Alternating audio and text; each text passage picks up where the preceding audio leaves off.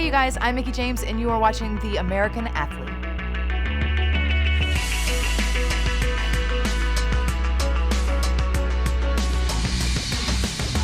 To go from the only female training at a wrestling school to now we have a pay-per-view dedicated solely to the women, which is awesome.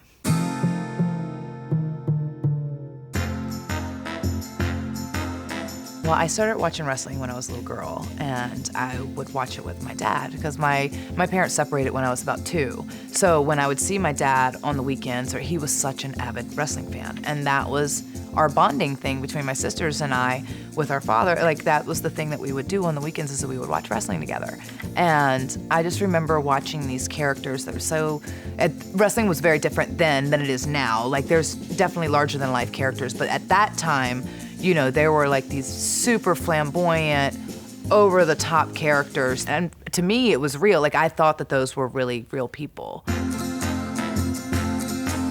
I come from like a small town and my parents didn't have loads of money. I didn't end up getting a scholarship or anything like that. And I was like, I don't know what I want to do. And I was working at a bar and my friend, who also was there, he's like, you love wrestling so much. It's like, my buddy has a school, and it was a little bit outside of DC, which is like 2 hours from me. And I'm like, I had never even thought that there was such thing as a wrestling school. I just assumed that they found these people like the circus, because to me, they were like these, I'd never met them in real life. Like, I'm thinking they're like, you know, 7 foot tall and big burly men and crazy women, Scary Sherry. I'm like, I don't know. Like, these are a whole different animals of people.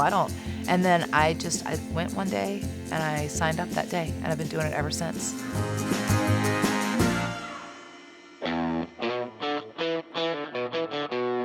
The road is not for everybody. It took me 7 years before I debuted on television. It took me almost 5 years before I got signed with WWE, and I had to work my way up at the independent circuit. So I've wrestled from in front of 4 people to 90,000 people. And for a small town girl out of Virginia, like, I think that's pretty incredible. But I had 0 money, and I was working, you know, waitress job, whatever job I could get that would allow me to get my weekends off so I could still chase my dream, and then drive 300 miles for $25 and a handshake, you know, just so I could go out there and wrestle. And wasn't even that good at it, just to get better, you know, and eventually, I mean, obviously it paid off. I just kept climbing and getting better and making a name for myself. And fortunately for me at that time, there weren't a ton of girls out there, so I got noticed by different people fairly quickly, but even that road took me, you know, 4, almost 5 years to get signed. And then I realized what it took to be on the road. It's 200 days out of the year. Your home is an expensive hotel room that you stay in. And we see a lot of the world, but we see it out of plane windows and bus windows. So it's like, oh, you got to go to Paris. And I was like, yeah, but I saw the Eiffel Tower, but it was like for 5 minutes. Like, I ran out real quick so I could get a picture in front of it.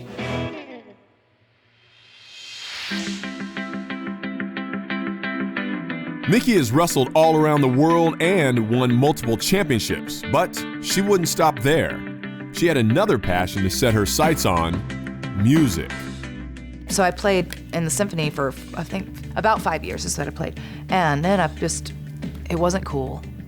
And I was dating my high school sweetheart at the time, and he was captain of the football team, and he was a wrestler. He was really good. He was very talented, very athletic. So I just stopped for whatever, and I kicked myself every day for that. And I started, as I was on the road so much when I first started on the road with WWE, I was writing a lot because we spend so much time in the cars. Like, we don't travel on buses when we're in the United States. We'd get our rental cars, we'd get in the town, we'd get our rental cars, we'd go to the shows, we'd drive to the next town, 300 miles, however long it is. And I found myself like just creatively writing to songs that were on the radio, or I would turn the radio off and just start writing songs in my head. And I just was thinking, the more I thought about it, I was like, you know what, I've always wanted to sing, but it was something that I was terrified to do because I didn't think I was any good at it. But I was like, you know what, I've written this, like, a couple of songs here. I was like, I'm just gonna go to Nashville and record them, 3 songs, whatever, like, just pick the best 3, if they're even worthy, and just kind of see. And then I met my first producer, Kent Wells, and he plays the guitar for Dolly Parton.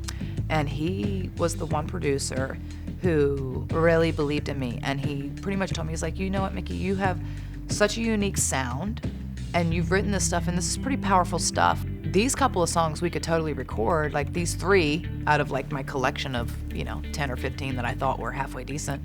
And Somebody's gonna pay for the way that you walked on me. Somebody's gonna pay for the way that you lied. you just feel so vulnerable because you're putting your real heart and you're putting your feelings out there for people to judge and to love or not love or whatever. And it's a scary thing, but it's also very empowering when they do love or they sing along and they're super into it. That's awesome.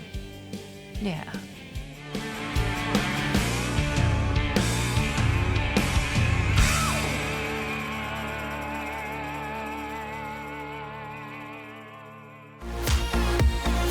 Mickie knows how to work a crowd from both the music and wrestling worlds.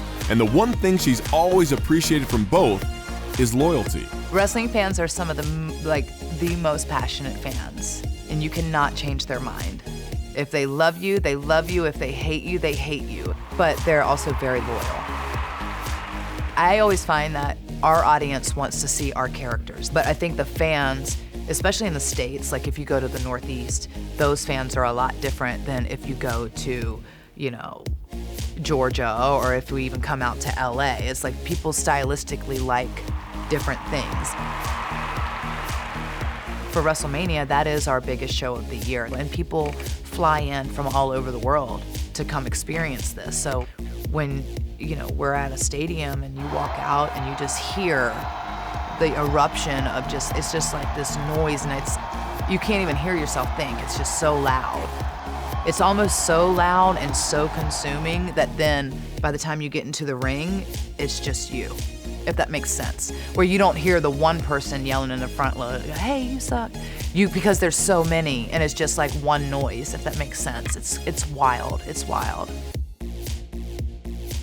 I remember my first WrestleMania, which is the one that most people know me from, and because it was the first time that they had dedicated so much time to a female storyline, and it culminated at WrestleMania against my foe and my friend, but my foe at the time, Trish Stratus.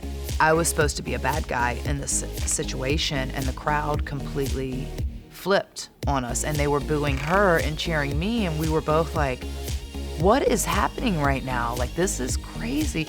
And there was just this moment where I'm up on the top rope and she's going to do one of her moves, like a pretty famous move that she does all the time on me. And I reverse it and I take her leg and I jump from the top turnbuckle all the way to the floor with her, but hit her leg over the top rope as I go.